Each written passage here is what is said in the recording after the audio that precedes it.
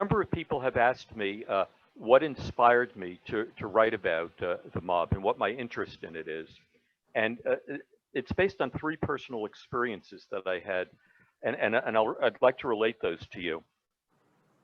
When I was 13 years old, my father introduced me to one of his uncles, a man named Irving Kay, who turned out was a bootlegger during Prohibition. And in 1935, he was arrested and indicted, but not tried for the murder of a famous gangster named Dutch Schultz. And I only met him that one time, and my father told me a lot about him, and it sparked my interest in organized criminals. Uh, the next episode that sparked my interest in organized crime was when I was a teenager in the late 1950s. I used to work for my father on Saturday mornings. My father owned two dress factories, uh, manufacturing factories, one in Queens, one in Brooklyn. And on Saturday mornings, I would work for him. He was open from 9 a.m. to 1 p.m. And my job was fairly menial. I would sweep up the floor. I would collect scraps of cloth that were then resold to recycling companies. I would clean the tables where he had about 30 women who sewed dresses. I would clean their tables after they left for the day. I would also be charged with carrying up heavy bolts of cloth from the basement to the cutter's table. These bolts of cloth weighed between 25 and 50 pounds. I would put a bolt of cloth on my shoulder and carry it up to the cutter's table. It would be unrolled on a very, very long table, maybe 20 or 30 feet long, and then dress patterns would be put over it, and the cutter would cut out various dress patterns. One day while I was coming up the stairs, as I reached the top of the stairs, I heard my father and another man yelling quite violently at one another. And when I got to the top of the stairs, I looked over and saw my father. His fists were clenched, and he looked as if he was about to punch this man, which was entirely possible since my father had been an amateur boxer as a young man. And my father finally said to this man, "Get the hell out of here." And the man pointed his index finger at my father, and his thumb was vertical, and he cocked it several times like a pistol and said, "We're going to get you, you son of a bitch." And he left. Well, going home in the car after the factory closed at 1 o'clock, I asked my father who that was and what happened. And my father said that was a notorious gangster named Johnny Dio, who was a member of the Teamsters and controlled a lot of illegal unions and trucking companies in the garment center. And he wanted to unionize my father's workers.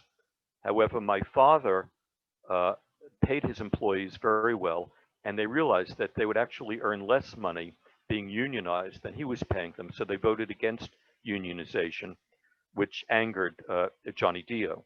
And then Johnny Dio wanted my father to use his trucking company. And my father had gone to the president of the trucking company to seek his advice.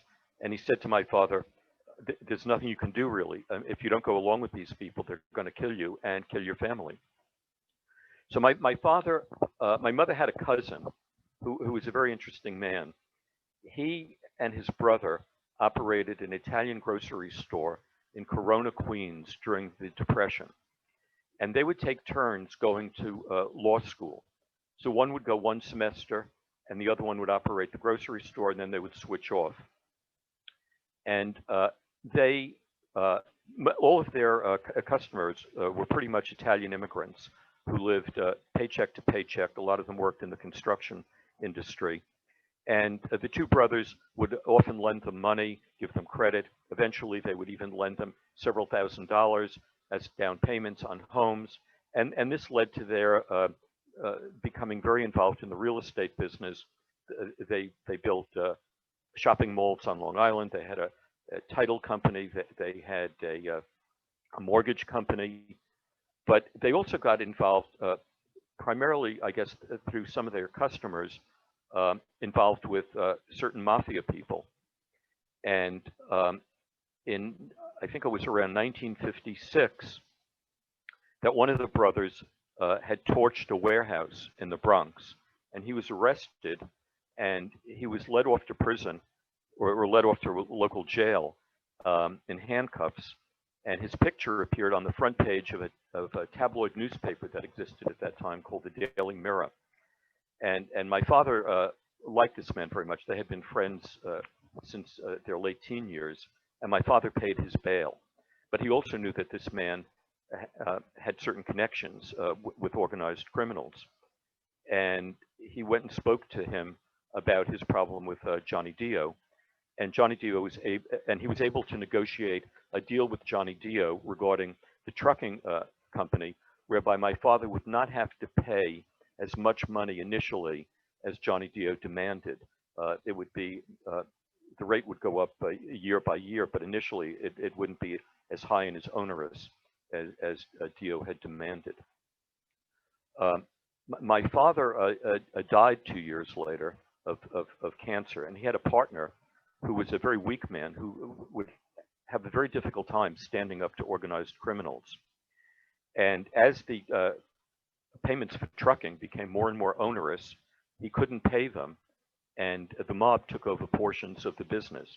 Eventually, he sold out what was left of the business to the mob, and they did what was called a typical mob bust out, which means that they would buy material on credit and then manufacture dresses and sell them at steep discounts to retailers, and until they could no longer get any credit anymore, and at which point they burnt down the factory and collected the insurance funds for that.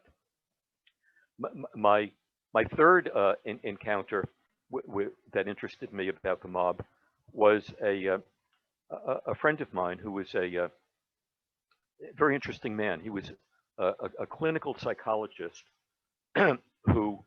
whose father ran all the gambling in New York for Frank Costello. And this friend of mine, he's now dead, he was a lot older than I am, had an opportunity to go into the mob, and he chose not to. It was not something he wanted to do. He had a highly developed social conscience that permitted him, that did not permit him to go into the mob. And he was also somewhat resentful because his parents were divorced. His mother was a seamstress who lived in a very modest apartment in Brooklyn, and his father lived in the penthouse of the Sherry Netherland Hotel and had a lot of money.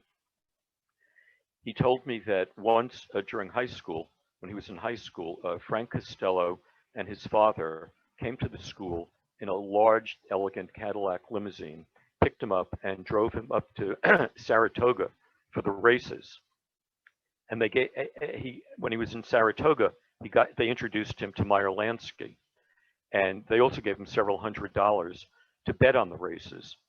And he lost the money, and he felt guilty about it afterwards because he realized that he should have given this money to his mother rather than betting it on the races. His mother could have certainly benefited from it.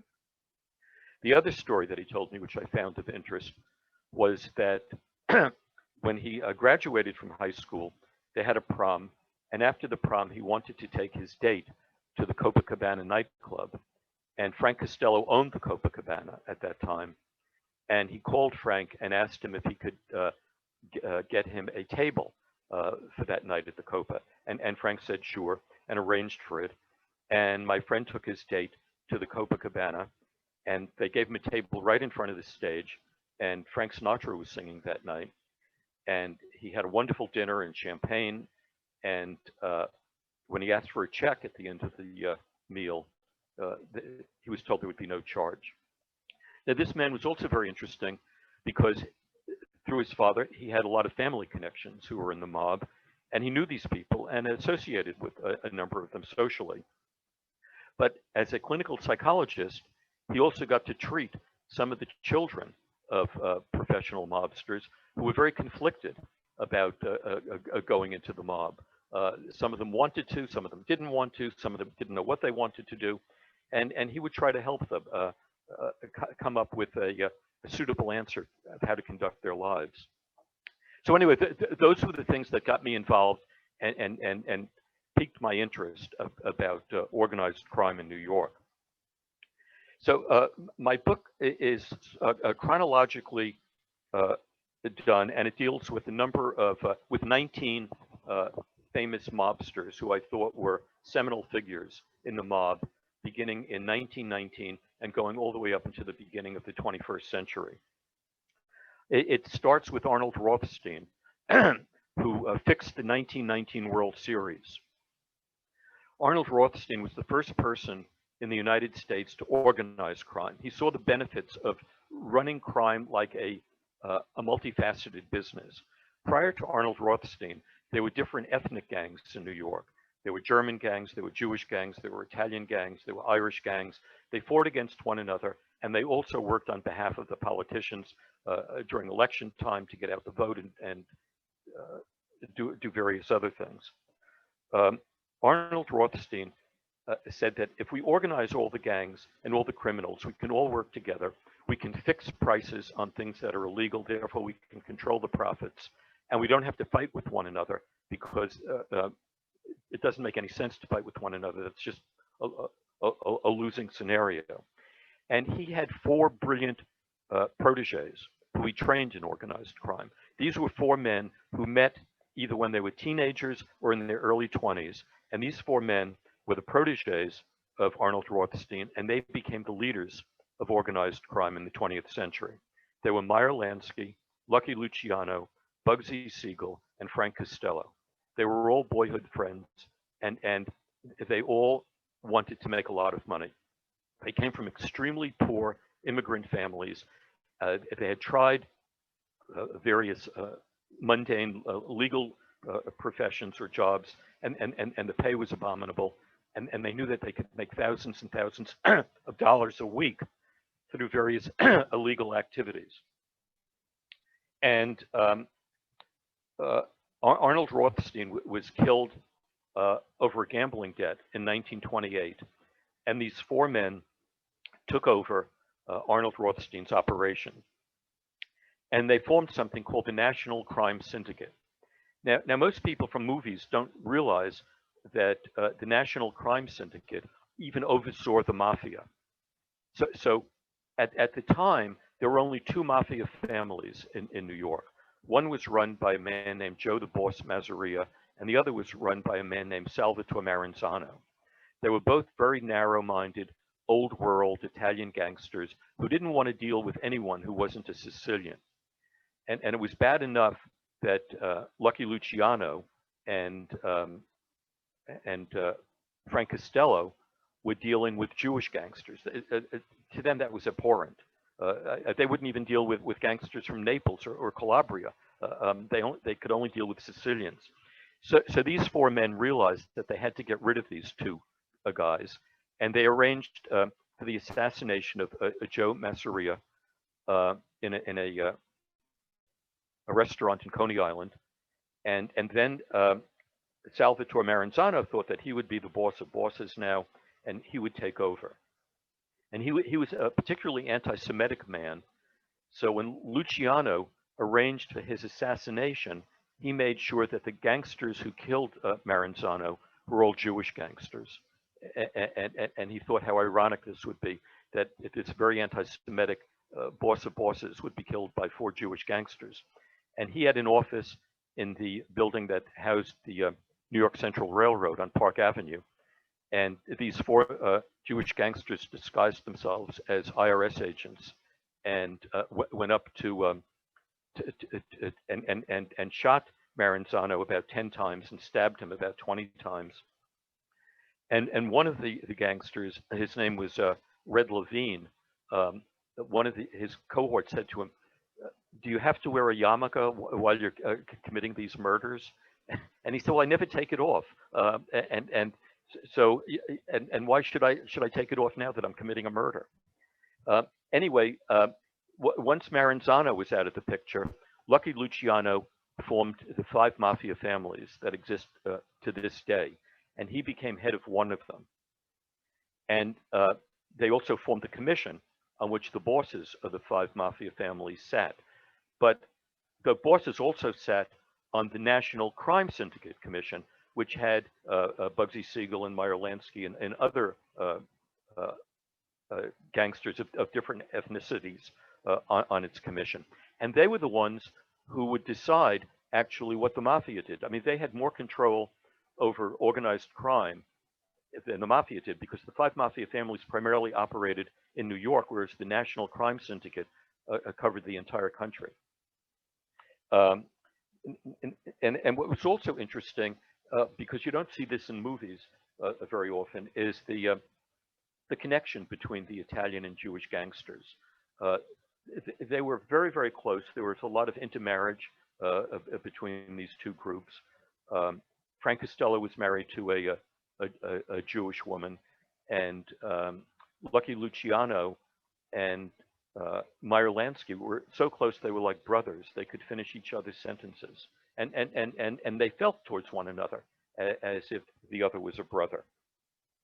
Um, Now, there are also myths about various people well known in the media, and I thought I would deal with some of them while I'm speaking to you. One of them about whom there are a lot of stories is Frank Sinatra. A lot of people assumed that he was an associate of the mob, that he was affiliated with the mob, and so forth. Um, at the very best, he was a bagman for the mob. When the National Crime Syndicate had a conference in Havana, Cuba, after the Second World War, uh, they invited Frank Sinatra to come and entertain them after they finished their business dealings. And Frank Sinatra was given $1 million by the Fischetti brothers of Chicago and carried in an attaché case to Cuba. They gave it to him and put it in an attaché case because they felt that since Sinatra was a celebrity, no one would ask him what was in the attaché case or bother him. But once in Havana, the mob would not let Frank Sinatra be part of their business meetings. He was invited to sing for them after their business meetings were over at dinner in one of Meyer Lansky's hotels. I think it was the National. Um, Another incident occurred. Two other things about Sinatra that I found were interesting. Um, in the late 1950s, Meyer Lansky and his daughter were having dinner in a fancy restaurant near the Palisades in New Jersey. And Frank Sinatra was at that restaurant that night. And he went over to say hello to Meyer Lansky. And in the process, accidentally spilled a pitcher of water on Meyer Lansky's daughter's lap and felt terrible and dropped to his hands and knees and grabbed a cloth napkin and started wiping off Meyer Lansky's daughter's dress. And Meyer Lansky's daughter looked over at her father, and she said he had a very stern look on his face. His eyes, which were normally gray, all of a sudden had these piercing black orbs like he was ready to kill Frank Sinatra. And Frank Sinatra couldn't stop apologizing as he was drying her dress, which is an image of Frank Sinatra that the public really doesn't have. They think of him as being very, very powerful.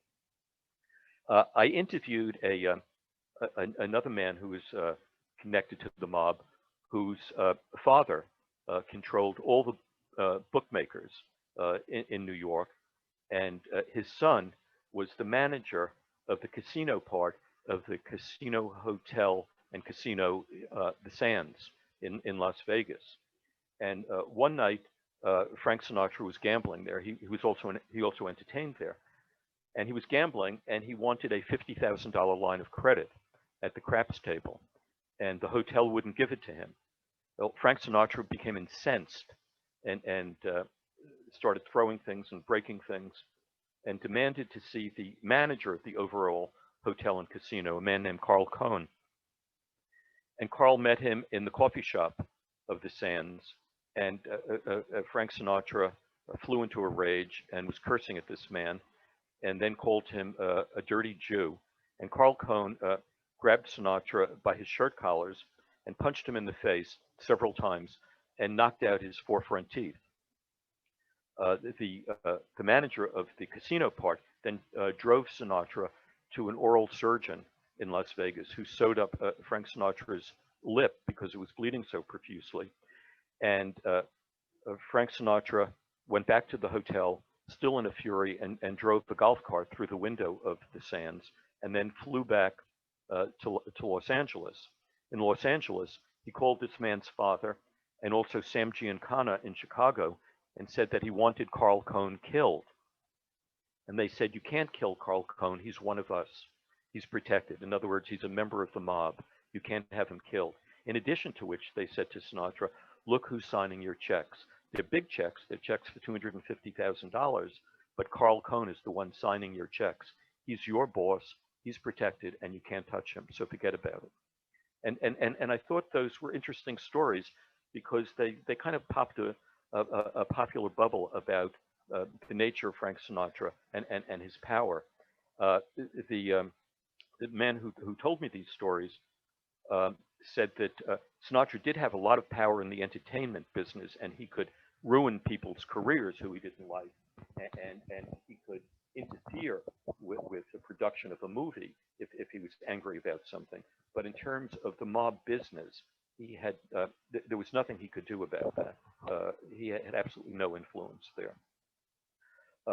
Now, during the entire 20th century, there was only one mob boss who was executed and that was in the electric chair at Sing Sing prison. It was a man named Lepke Buchholter who ran all the unions and the trucking companies in the garment industry, and he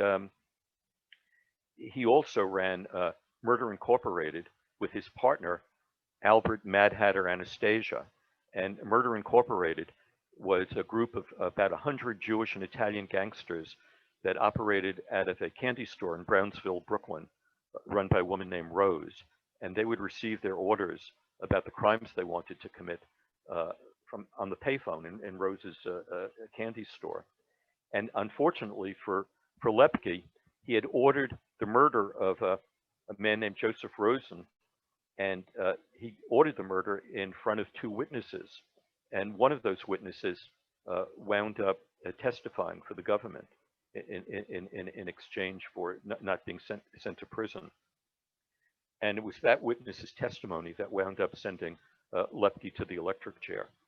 As I said, he was the only a gangster to die, the only a mob boss to die in the electric chair. There were a number of gangsters who did, especially members of Murder Incorporated.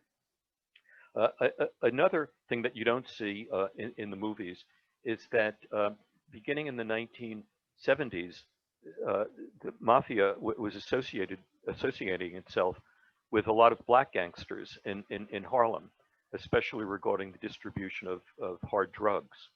And it began in the 1930s with a woman whose last name was St. Clair, who controlled all the numbers in Harlem, and she was constantly battling with Dutch Schultz, who also controlled the numbers racket in Harlem. She was replaced eventually. She retired and became actually an advocate for civil rights in Harlem upon her retirement from organized crime. And she was replaced by a man named Bumpy Johnson, who not only controlled the numbers racket, but also controlled drugs. And he went to prison, and when he got out of prison, we don't know if he went straight or not, actually. And he was eventually replaced by a man named Nicky Leroy Barnes, who had been a cellmate of Joey Gallo, Crazy Joey Gallo, in prison. And Gallo saw the advantages of being able to organize crime in Harlem and use that as a base for selling drugs. And Nicky Barnes became a partner of his. And he eventually was followed by a man named Frank Lucas. And those were the big black gangsters of the 20th century. And when you see mafia movies, you really don't see any information about these people.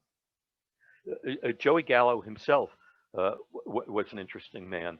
I have a marketing PR business, and I was talking to one of my former clients whose father owned a bowling alley in Brooklyn. And the week before the bowling alley opened, a mobster came to him and said, "We want to provide you with all your vending machines for for soda, for candy, for coffee, for cigarettes, etc. And he said, well, I've already made arrangements to have a company provide this, and I've taken money from them. And he said that the mobster said to him, well, give back the money and we'll give you money. We'll give you more money than they gave you. And he did that. And that turned out to be Joey Gallo's crew. And this bowling alley was open 24 hours a day. And late at night, they would get a lot of mobsters who would come in with their girlfriends, and they would bowl until 1, 2, 3 o'clock in the morning. And the bowling alley was forced to hire 2 bouncers who were members of Joey Gallo's crew, because Joey Gallo needed to make sure that members of his crew, when they weren't doing things illegal, were able at least to earn a living. And so he hired them as bouncers. And now, he also said to me that he met and had lunch with Joey Gallo several times, and he said he was a very polite man. He spoke well. He was well read. He prided himself on almost being an autodidact. But he said beneath all of this, you could see that if you disagreed with him over something that was very important, that violence was lurking just below the surface, and violence is what he used to get what he wanted. Now, I assume that all of you have seen the movie The Godfather, and as I was telling the librarian before we Pat, before this started, that I had interviewed a former mobster or a retired mobster, and I asked him what he thought of The Godfather, and he said he found it an entertaining comedy, but as far as a picture of organized crime, he said that it was romantic bullshit. There was absolutely nothing true about it. Now, what are the myths about organized crime that he told me I should consider? He said the character of Sollozzo, who wanted to kill Vito Corleone so he could get Vito Corleone's political contacts. He said that never would have happened. He said if a mobster wanted political contacts, he would just go out and buy politicians. He would give money to their re-election campaigns or their PACs, whatever, and they would be beholden to him. He didn't have to kill anybody in order to get political contacts. The other myth was that the mob doesn't deal in drugs. The mob has always dealt in drugs, but at the highest level. I mean, from Italy, after he was deported, Lucky Luciano was selling millions and millions of dollars of heroin into the United States. The mob bosses have always invested a ton of money into narcotics. They don't want the low-level gangsters to deal with narcotics because they feel that they'll wind up getting hooked on the drug, and then once they get hooked on the drug, organized crime strike forces will have leverage over them and be able to control them by withholding drugs from them. But the mob itself finds drugs too profitable so that they would not want to avoid dealing with them. And the other myth that he told me about is when the attempted assassination of Vito Corleone takes place, his bodyguard had supposedly called in sick that day. He said this would never happen. He said that would be the first indication that the bodyguard is in on the attempted assassination or in on the conspiracy to assassinate a boss. What happens, he said, when a boss is killed is that the guard will step back to make sure that he's not shot, and then he'll go after the people who killed the boss or pretend to go after them. So that, for example, when Joe the Boss Masseria was killed, Lucky Luciano had been sitting at the table with him having lunch, and at the time that he knew the assassination would take place, he excused himself and went to the men's room. When the assassination was over, he came out of the men's room, and he said he didn't know who killed this man. He didn't see them. Years ago, there was a gangster named Carmine Galante who was killed in the garden of a restaurant in Brooklyn. There's a famous photograph of him in the Daily News, lying on the ground, clenching a cigar in his teeth, and uh, his bodyguards just disappeared when the gunman came in, and they were never seen again. Uh, I was speaking about Joey Gallo earlier. Joey Gallo and his brothers and a man named Carmen Persico were the ones who killed Albert Anastasia in the Park Sheridan Hotel in the barbershop. Um, when as soon as but before they entered the barbershop, Albert Anastasia's bodyguards had left. They disappeared. Uh, Joey Gallo had a sort of a sick sense of humor. Since they killed Albert Anastasia in the barbershop, he referred to himself and the gang who killed him as the barbershop quintet, and he would laugh about that. And so that was another myth he said that existed in the Godfather. And also he said when there would be a wedding at which different members of the mob would get married, they would never invite outsiders to come to that. They wouldn't want people to notice them. They wouldn't want people to know who they were. No outsiders would be permitted to a mob wedding. It would all be kept very, very secret. And the final myth that he said is the mob never kills cops. He said to kill a cop is to invite the wrath of the entire New York City Police Department, the FBI, and any other law enforcement agency, and they'll shut down every mafia operation around. And there's an example of this. In the early 1980s, a low-level gangster named Constable Faraci shot and killed a DEA agent named Everett Hatcher while Hatcher was doing a surveillance of a drug deal from his car. Faraci drove by in a van, stopped next to Hatcher's car, and then shot Hatcher 3 times in the head. The New York Police Department and the DEA and the FBI went berserk looking for this guy, and they shut down every single mafia operation they could in New York. And it became very expensive for the mob, and they finally decided, well, we're going to kill Faraci. And so the Bonanno crime family sent out someone who got Faraci. They set him up, and they killed him. And they killed him the same way that Everett Hatcher had been killed. Faraci was sitting in a car. A Bonanno hitman drove next to the car and fired 3 bullets into Faraci's head. Then he called his boss and told him what had been done. His boss then called the DEA and said, "You don't have to look for Faraci anymore. He's dead." And after that happened, all the obstacles that law enforcement had placed on the mafia vanished. They were able to do pretty much what they wanted to do. Now, there's also another fascinating character in the mob whom I wrote about. His name was Greg Scarpa Sr. Greg Scarpa was also known as the Grim Reaper.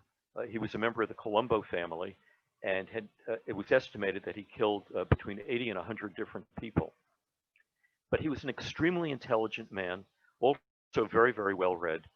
And I had interviewed a former criminal defense attorney named Jay Goldberg, who had dinner with Greg Scarpa a number of times, and said that Greg Scarpa could speak authoritatively and intelligently about foreign relations, about international politics, about local politics, about banking. He was quite smart and very well spoken. He said he always dressed very expensively, had a very expensive toupee, but when he would go back to Brooklyn to kill people, he would take his toupee off. He never wore a toupee when he was out killing anyone. Now, what was also interesting about Greg Scarpa is that the entire time that he was a captain in the mob, he was also an FBI informant. And in the 1960s, the FBI was trying to find out who killed 3 civil rights workers in Oxford, Mississippi, Goodman, Schwerner, and Cheney. who had been killed by the Ku Klux Klan. And the FBI couldn't get more than just a few leads on suspects. So they gave Greg Scarpa $100,000 to go to Mississippi and find out who the killer was and where the bodies were buried. He located the leading suspect. He had gotten the name from the FBI. I think his name was Lawrence Byrd, who owned an appliance store in Mississippi. And Scarpa went to the appliance store and bought a television set and asked this man to help him carry the television out to his car, which he did. Once they deposited the television on the back seat of the car, Scarpa pulled out a gun and had the man get in the car. He drove him to a deserted army barracks and proceeded to beat him up very badly. The man still would not reveal any information that Scarpa wanted. So Scarpa pulled down the man's pants, pulled out a razor, and said to the man that I'm going to give you 5 seconds to give me the information I want or I'm going to castrate you. In less than 5 seconds, the man revealed all the information that Scarpa wanted. The FBI was so impressed that they then hired him to find out who killed a member of the NAACP in Mississippi. And using similar tactics, Scarpa was able to solve that crime as well. However, he became angry at the FBI because the FBI didn't pay him what they promised to pay him for the second case that he worked on. And so for a while, he and the FBI were on the outs with one another. Eventually, Greg Scarpa was convicted of carrying an illegal gun in New York. And he was arrested, and he was awaiting a second trial, and the government let him have house arrest, and he had to wear an anklet that would let the FBI, there was an alarm in the anklet that would permit the FBI to track his movements, and if he left the house, it would start a bell ringing in the FBI office. Well, one day, Scarpa's son came home and said that he had had an argument with 2 drug dealers in Brooklyn, and that he felt that these men were very threatening to him. So Scarpa said, let's go find them. And he jumped in his car with his son, and they drove to where these 2 drug dealers were. And Scarpa rolled down the window and started shooting at them. And he killed one of them, and the other one returned fire and shot out Greg Scarpa's right eye. Scarpa drove home. As soon as he entered his home, the telephone was ringing. It was the FBI. They wanted to know what set off the alarm in his anklet. He said, I just had to run out to the drugstore to pick up a prescription, but everything is fine now. He was bleeding profusely out of his eye socket, so he took some scotch and poured it into his eye as an antiseptic, and then put a towel over the bleeding eye, and his wife drove him to the hospital. Eventually, Greg Scarpa had bleeding stomach ulcers and had surgery performed at I think it was called Victory Hospital in Brooklyn. And it was during the AIDS epidemic, and he was worried about a blood transfusion. So he had members of his crew donate blood for transfusion. One of the members of his crew who donated blood was a weightlifter who injected himself with steroids, and through the injection of steroids had become HIV positive. And Greg Scarpa then contracted AIDS.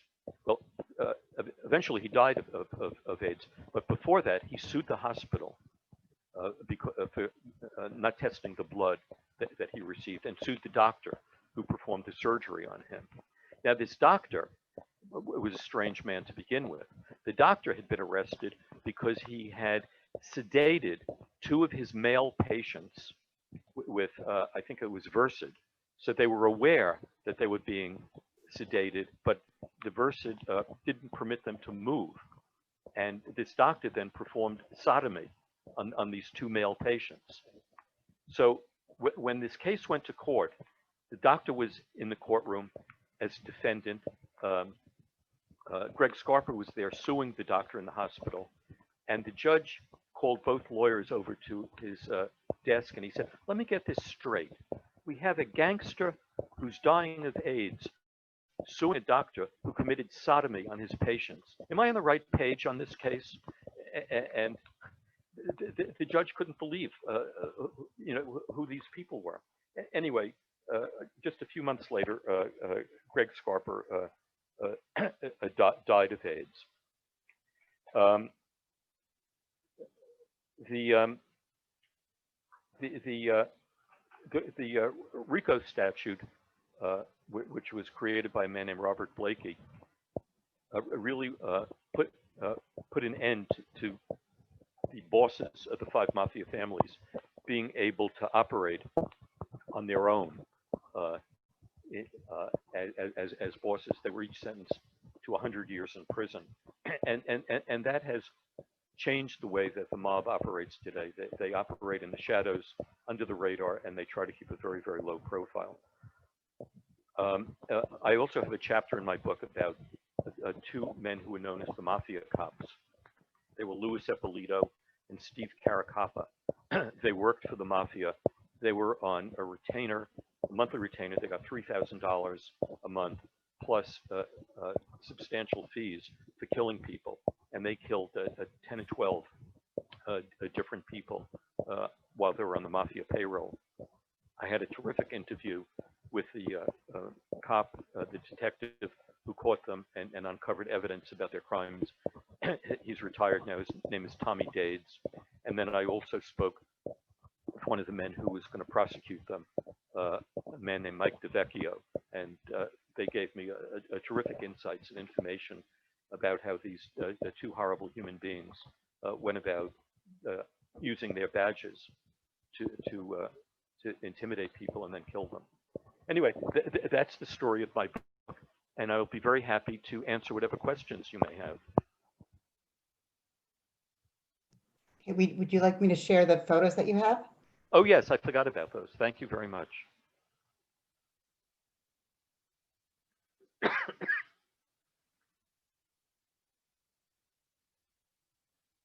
That's the cover of my book, Big Apple Gangsters, The Rise and Decline of the Mob in New York.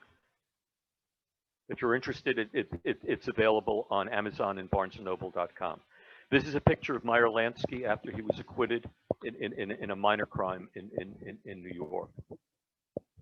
He's very happy to be leaving jail. This is a wax figure of his boyhood pal and best friend, Bugsy Siegel, who was considered the visionary of Las Vegas, which is why his tie is decorated with cards.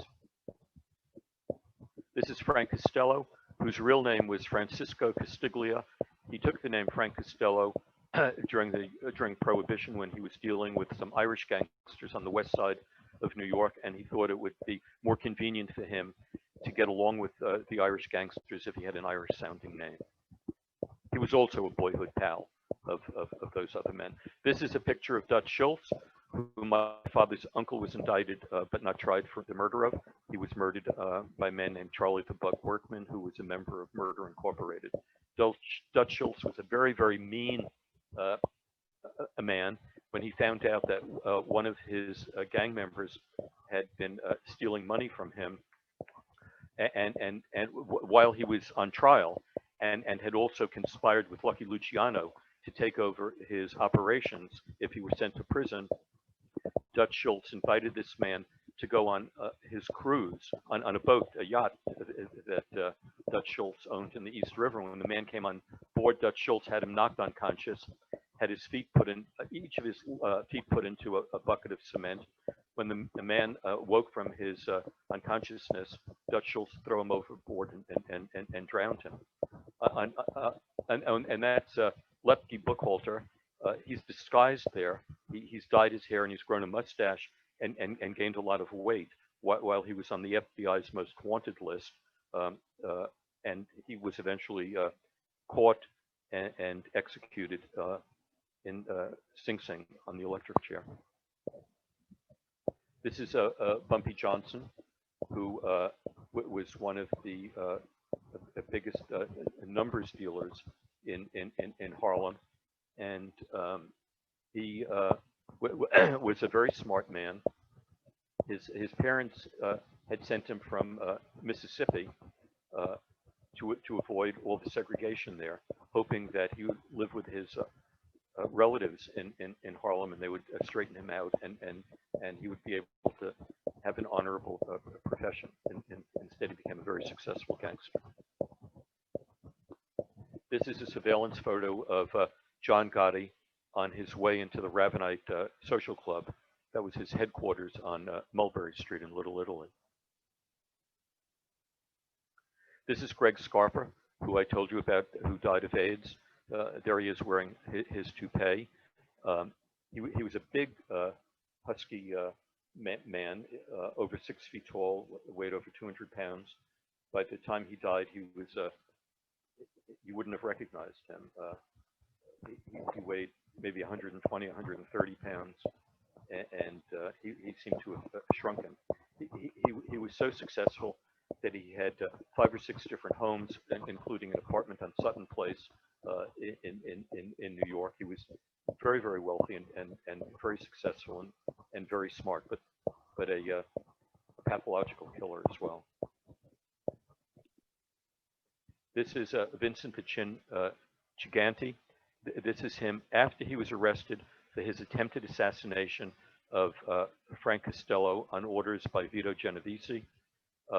When he came to trial, Frank Costello refused to testify against him, saying that he didn't recognize the man who had tried to kill him. On his way out of court, Vincent Gigante thanked Costello for not testifying against him, and Frank Costello subsequently retired from the mob and to his home in Sands Point, where he grew roses and orchids and entered flower contests.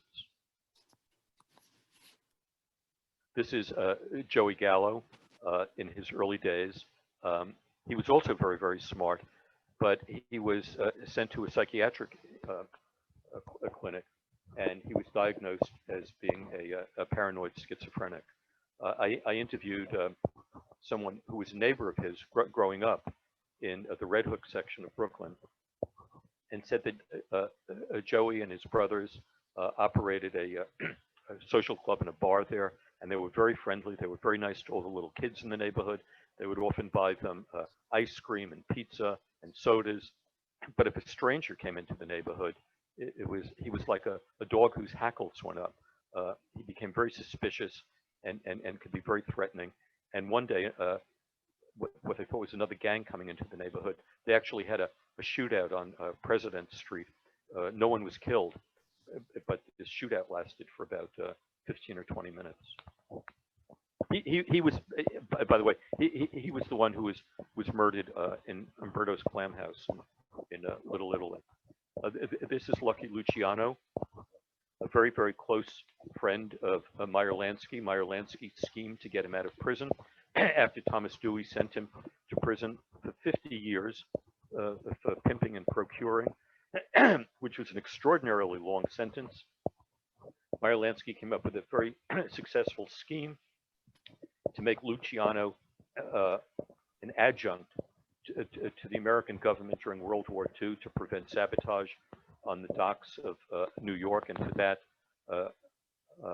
Thomas Dewey then became governor and commuted Lucky Luciano's prison sentence on condition that he be deported back to Italy. He was deported back to Italy, but he remained in contact and in business with Meyer Lansky for the rest of his life. And this is Carlo Gambino, a very, very slick, very, very smart man who tried not to get involved in violence personally, but would arrange for other people to take care of violent things for him. He was the brother-in-law of Paul Castellano, and when Carlo Gambino died, he had designated Paul Castellano to be his heir apparent to the Gambino family, and he did run the Gambino family until John Gotti had him killed in 1985 in front of Sparks Restaurant in New York. So I'll be happy now to answer whatever questions anyone has. Okay, we do have a couple of comments or questions in the chat. The first one, am I correct that the mob never got involved in the medical and dental offices? There was a case where Greg Scarpa had a girlfriend who worked as a nurse in a medical office, and the the medical office was in Forest Hills, Queens, and the doctor there had been running an abortion clinic for a while, and he had been paying off the mob to let him run it. And when he stopped paying the mob off, they became incensed about this, and they killed him. So it depends what kind of medical office is being run, I guess. Who's running it? And the next question, did your research include the French Connection and the case of the missing heroin from the NYPD property clerk's office that was never solved to this day? I didn't deal with that in my book, but in my PR marketing business, I had two former New York City detectives who had a private detective agency as a client, and they were tangentially involved with the with that case, and they think that the police sold the heroin back to the mob. I don't know if that's true or not.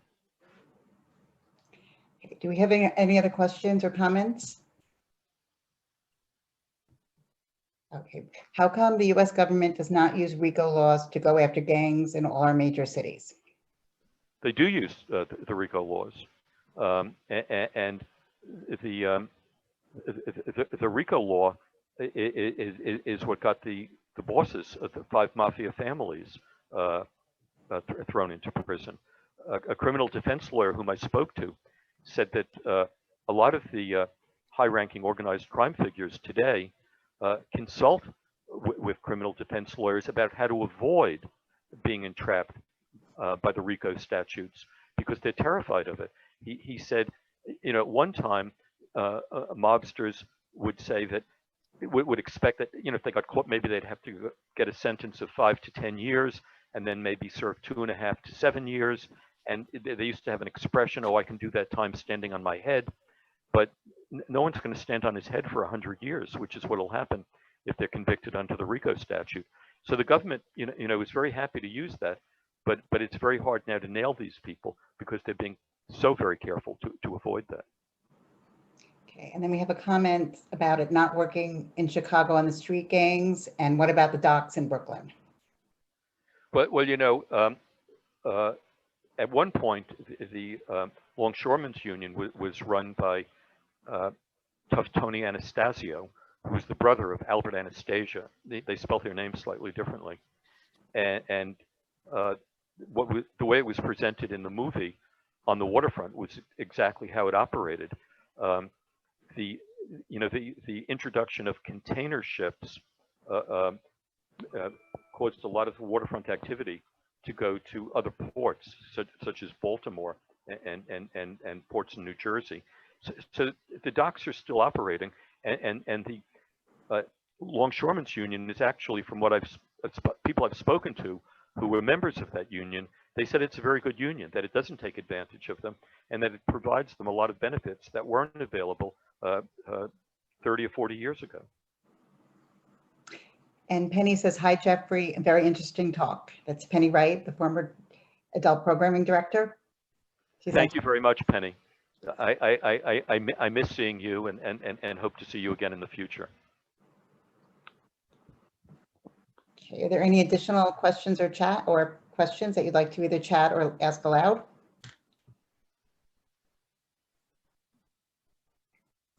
Okay, it looks that there's no more questions. So I'd like to thank Jeffrey for a wonderful presentation and for taking the time to come and visit the Rogers Memorial Library over Zoom and to give this fascinating talk about the mob and their involvement in the city. Thank you very much. And we hope to have you back again soon. Thank you very much for having me. I enjoyed this, and it was a wonderful experience.